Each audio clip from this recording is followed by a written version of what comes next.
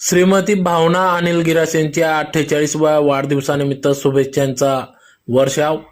याबाबत वृत्त असे की धुळे शहरातील शिवाजी कॉलनी येथील रहिवासी श्रीमती भावना अनिल गिरासे यांचा 48वा वाढदिवस धुळे शहरातील सेल्फी कॅफे बुराणी कॉम्प्लेक्स शेजारी बँक ऑफ बडोदा समोर दत्त मंदिर देवपूर धुळे या ठिकाणी आज दिनांक 21 जून 2024 रोजी सायंकाळी 6 वाजता अतिशय उत्साहात वाढदिवस हा साजरा करण्यात आला। तर श्रीमती भावना अनिल गिरासे यांचे पती अनिल गिरासे हे डीडीसी बँकेत सचिव या पदावर कार्यरत होते।